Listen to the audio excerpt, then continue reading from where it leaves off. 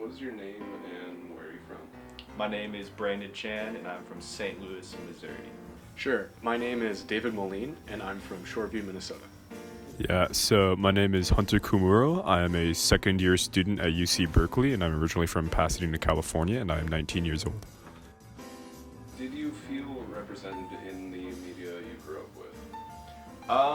I'd say not really. The media just kind of reflected the average community there, which was mostly white people. So yeah, I would say in that sense it was underrepresented. I didn't think it was a huge issue, but yeah. So, I am half Asian. My mother's Chinese and half white, so my father's Caucasian. And I felt represented in the sense of my Caucasian side, because I'm just surrounded by media that is portrayed by Caucasian people. But I never really sought out or was exposed to Chinese media. One, because of the language barrier. My grandparents, my mom's mom, and her father eventually came over before he passed to America, and I would see like some shows that they like and music, but I didn't really understand it, and so, and I'm not fluent, very much fluent in Chinese, and so it's very difficult for me to grasp that kind of media, and so I don't know if I would feel represented because I didn't seek it out. It kind of came to me, and I never really accepted it just because I couldn't understand it.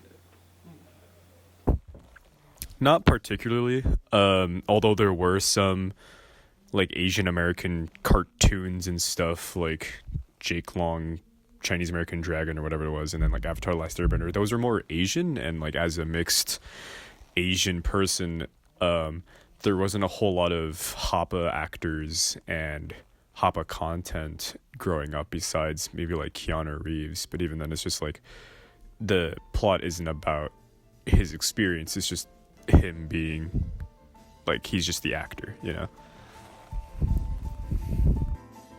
Did you seek out or follow any Asian American creators, whether it be like through YouTube or music growing up? Well, very recently, I've looked into Asian actors.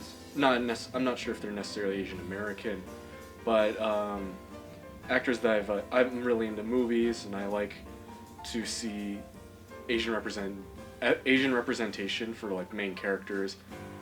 Donnie Yen is really big in the Hong Kong / Chinese movie scene. Crazy Rich Asians is one of the biggest Asian blockbusters that has actually hit North America with lots of hype and media coverage. And recently Marvel announced that they're doing a kung fu kind of action movie for their new phase, and I believe that actor is Asian American. I'm not sure, but he grew up, I believe, in America, and I'm really excited for that because that's kind of probably that I don't know I forget his name, but his connection of being Asian and speaking English and being exposed to American culture is probably the closest relatability there is for me as a young man who is half Asian, half white, living in America. On the big screen, and I really do like that. I wouldn't really seek out Asian American ones except for every now and then when my dad would show me somebody who was of interest. So like this one Chinese American rapper Jin, who was this really proud Asian American, like defying Asian American stereotypes kind of thing. Unless it was a big outlier like that, then I wouldn't really say that I was like sought out, especially in terms of Asian American. If I wanted to see Asians on TV, it would be through actual Asian media, like Kurosawa films or like other kinds of Japanese shows or Chinese movies or something like that. But it wasn't, the Asian American part wasn't really prominent. I guess musicians would come to mind. There's like, I don't know, there's a few Asian musicians that I listen to. Other than that, I used to like watch like these two Asian YouTubers, if that counts. Do you remember what they're called? Niga Higa, and he made a song with this one dude. I don't remember his name, but some other guy. Yeah. Like what Asian American musicians do you listen to? Coming back to that. Let me think. Okay, so I like Rich Brian and listen to him occasionally. Joji too. He's from Japan. Off the top of my head, those two, yeah. Well, with the rise of Asian American-led media, such as Crazy Rich Asians, Fresh Off the Boat, and even with Asian-led created and produced music like 88 Rising, what's sort of your take on that with like that Asian media focused towards more of an English-speaking audience? Right. I generally think it's a good thing.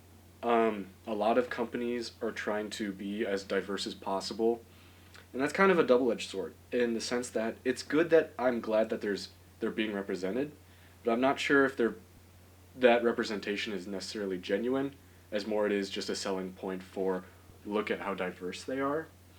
And I think a big criticism I have for something like this is not necessarily Crazy Rich Asians or Fresh Off the Boat, because a lot of their main characters are Asian produced, acted, and there's a general respect for the culture.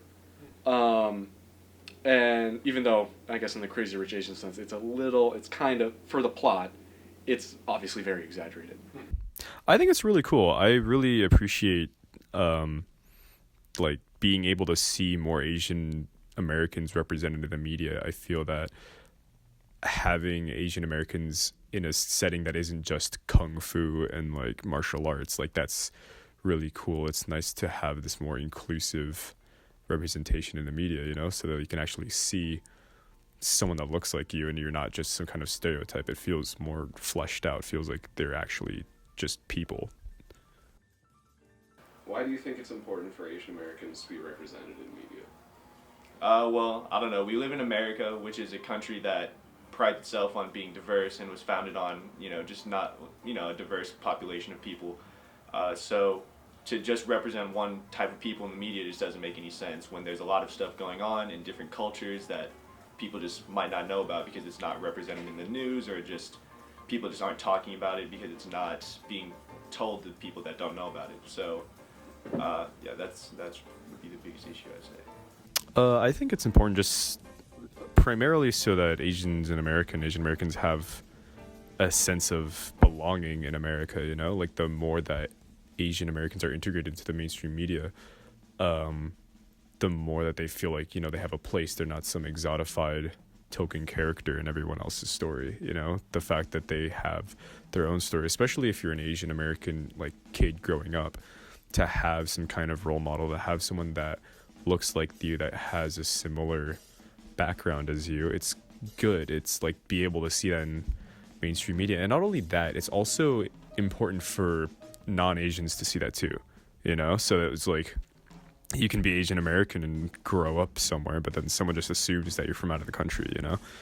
If everyone has this experience seeing Asians in television and like in the media, and it's just like people just start to recognize that Asians can be born here and like grow up here and they're still all American. Why do you think it is important for Asian Americans to be represented in those ways in media, such as like movies, music, and sure. YouTube? I think there's something beautiful about sharing culture. I know K-pop is very big in both Korea and in America. And I think there's something really cool about that, where you might not understand the language as an American. You might not understand the language, but you can appreciate that media. And I think when Asian Americans when Asians come to America and are represented in media, whether that be film, books, TV, music, and they're seen by the vast majority of Americans, then it kind of shows that that culture exists and is real, and is not as demonized as the news would have it portrayed.